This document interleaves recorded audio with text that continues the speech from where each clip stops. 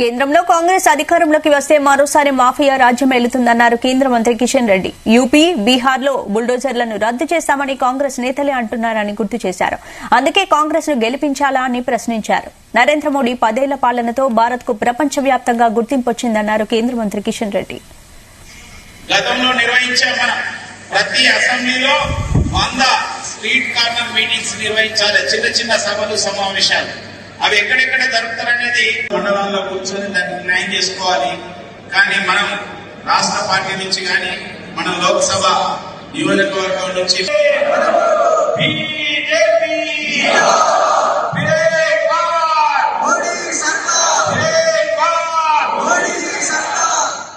ప్రచారం, రెండోది ఆర్గనైజేషన్ యొక్క నెట్వర్క్, పార్టీ యొక్క పోలింగ్ బూత్, కార్యకర్తలు, మండలం, తర్వాత శక్తి కేంద్రం, దీనికి సంబంధించిన యొక్క నెట్వర్క్. దేశంలో మత కళాలు కావచ్చు, కర్ఫ్యూలు కావచ్చు, ఏ విషయంలోనైనా సరే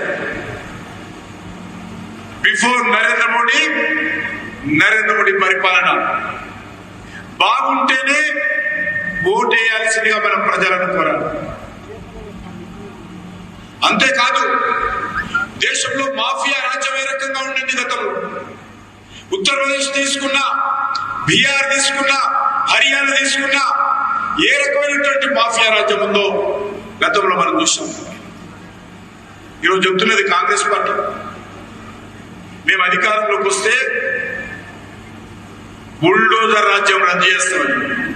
అంటే మీరు మాఫియాను ప్రోత్సహిస్తారా? మీరు గూండాయిజాన్ని ప్రోత్సహిస్తారా? ఈరోజు కాంగ్రెస్ పార్టీ చెప్పాల్సినటువంటి అవసరం ఉంది. ఎన్నికల ప్రణాళికలో పెట్టింది, మా ప్రభుత్వం వస్తే బుల్డోజర్ లాంటి ప్రభుత్వాన్ని, వ్యవస్థను తీసేస్తాం. ఈరోజు మనం ప్రజలు అడగాల్సినటువంటి అవసరం ఉంది, ప్రజలకు చెప్పాల్సినటువంటి అవసరం ఉంది. దేశంలో భారతదేశ గౌరవం గతంలో ఏ రకంగా ఉండింది, ఈరోజు ఏ రకంగా మార్పు వచ్చిందో ప్రజల మీదకి వెళ్ళాలి. గతంలో ఉన్నటువంటి ప్రధానమంత్రి ఏ రకమైనటువంటి కీలుబొమ్మ ప్రధానమంత్రి ఉండిండో ఈరోజు ఏ రకంగా ఒక సమర్థవంతమైనటువంటి, ఒక శక్తివంతమైనటువంటి, ప్రపంచాన్ని శాసించేటువంటి ఒక నాయకుడుగా నరేంద్ర మోడీ గారు